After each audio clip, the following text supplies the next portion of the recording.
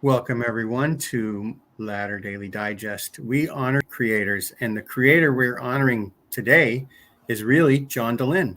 It's John Dehlin's birth week, and also Mormon Stories is going to hit its 20th year starting next month. And I thought it would be fun to do these 1 minute Mormon stories, invite some podcasters and other friends of John on to talk about their favorite or impactful story. And today we have the lovely Summer Rain. And welcome to the show, Summer. Thank you for having me, Jean.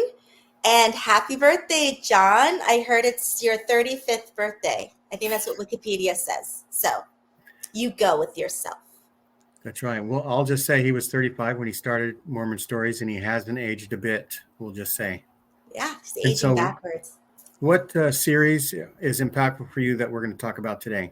Yeah, so the episode that was most impactful for me, there's so many, but the one that really stands out was the one with Adam Steed.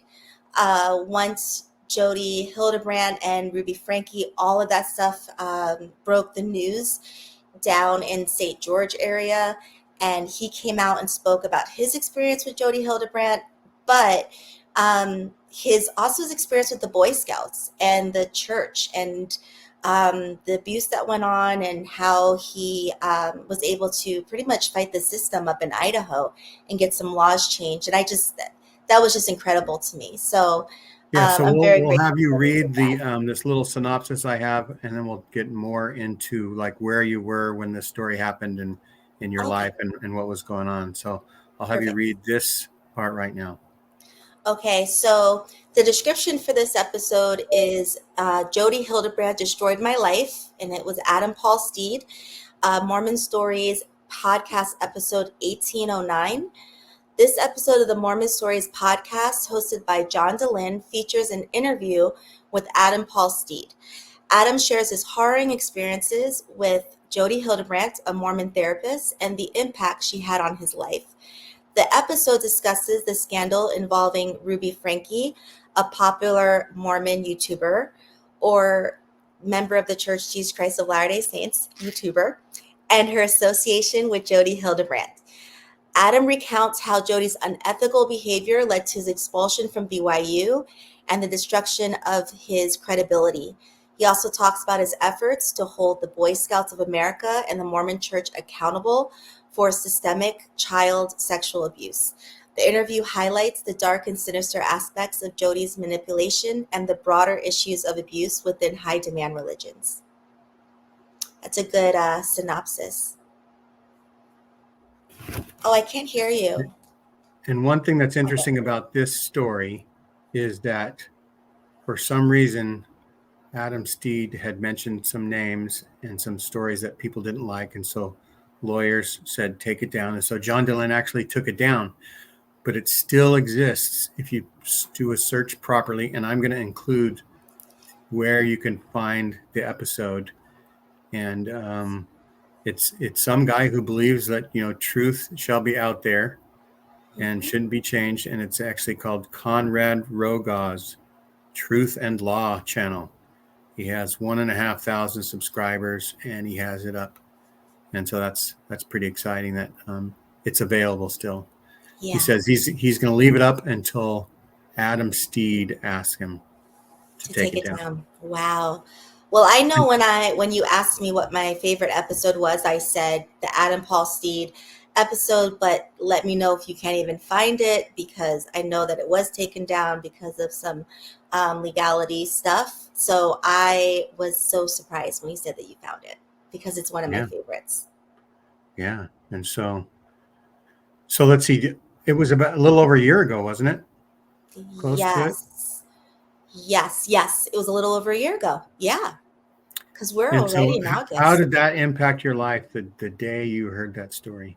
So it's interesting because I, like a lot of people, didn't know much about Jodi Hildebrandt at all until the story broke about what they were doing to those poor children down in St. George, and how I'd never even watched, 8 Passengers, Ruby Frankie's. I'd never even watched that. I'm not a family YouTuber person.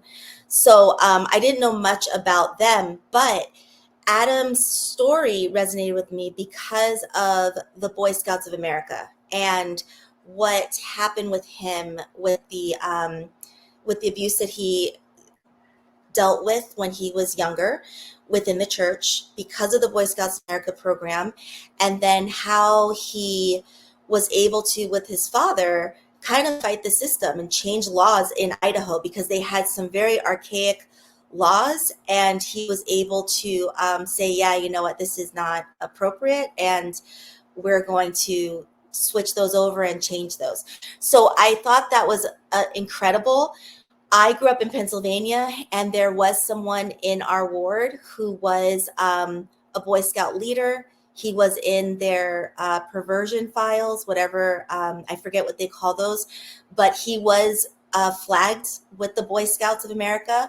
But the bishop in our ward at the time said he got inspiration and revelation that he should get a second chance. And so he had him be a Boy Scout leader. And he abused a few boys in our ward that were around my age at the time. And one of them did go to, they ended up legally going out after the church and all that stuff. But it was eye-opening to me because I had just started kind of venturing into Mormon stories. I didn't really know. I had not heard anything about Boy Scouts and the lawsuits from before.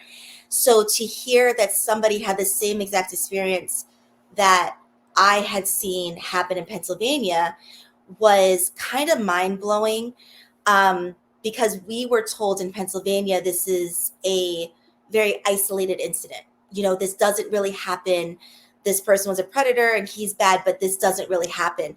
So the Adam Paul Steed kind of started me down that path of really looking into the church, their abuse practices, what happens when people do come and say that they have been abused in some way, and also why they separate from the Boy Scouts of America, because I never knew why. I just remember seeing an article one day saying we're no longer part of it. And for those that are not lifelong LDS members, that was a vital part of the boys' experience growing up. Young men got their Eagle Scouts. It was we had young women as women, and they had the Boy Scouts program as young men. So it was very shocking when they said we're no longer going to do this anymore, and I didn't know why.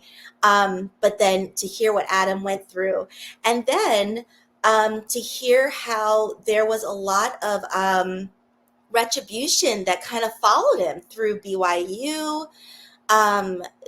High-end church leaders that were kind of following him and trying to kind of destroy his life. And then you've got Jodi, who destroyed his marriage. So it was so impactful. And I am just so grateful for John for seeking out Adam and saying, you know what, this is a story that needs to be told. And I'm so grateful for Adam for being vulnerable enough to say, this is what happened to me, because it's a tough story to hear, let alone live through. Yes, I understand. It was a very difficult episode to even get through. They had to pause a few times or something like that. Yeah. And that almost reminds me of is that it was so impactful for you in a way. That's why you were so excited to help Maven when she had the conference marathon, highlighting the abuse yep. from floodlit.org.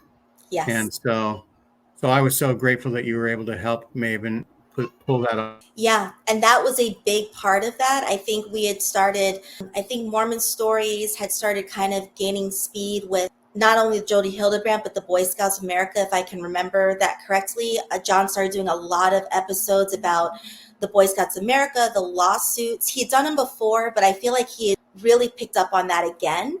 And so Maven called and said, hey, would you mind starting with me tomorrow? And I don't really know what I'm doing, but I really want to do this. And I was like, Maven, I'm all in with you. We didn't get a lot of sleep, but we just kept that floodlit going the whole conference weekend.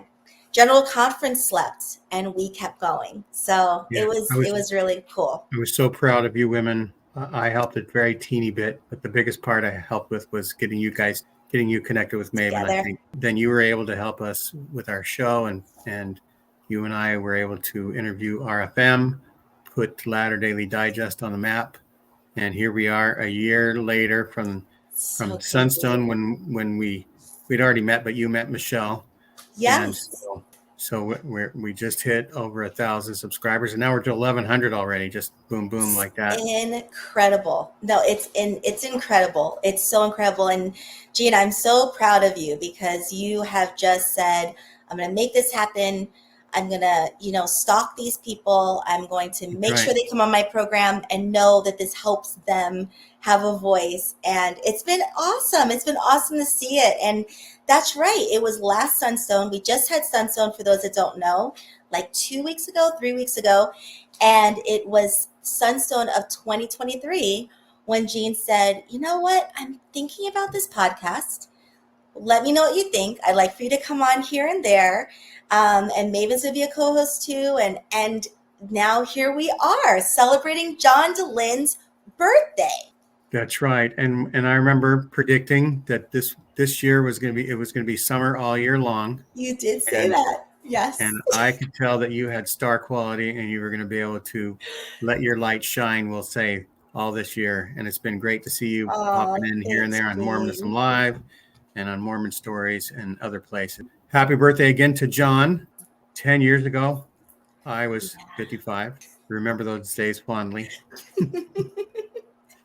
And we're just so very appreciative of John. And I know, Jean, you have even a longer history of following John and him helping you with your journey, and then helping Michelle's journey after that. So that's right. Very important for John's work to have available for to let my wife be able to see all the information at once. And that's why one of the things I brought up in the interview with John is like, it's all really about full disclosure and informed consent. If that's good for real estate and medical services, why not where the eternities are involved? So anyhow, thank you very much, Summer, for this episode. And we'll tell everybody to like and subscribe and all those good things. And like, subscribe, and happy birthday again, John. You are amazing. We're so grateful you were born. Let's make this next trip around the sun even more memorable than the last trip was. That's right. Bye-bye.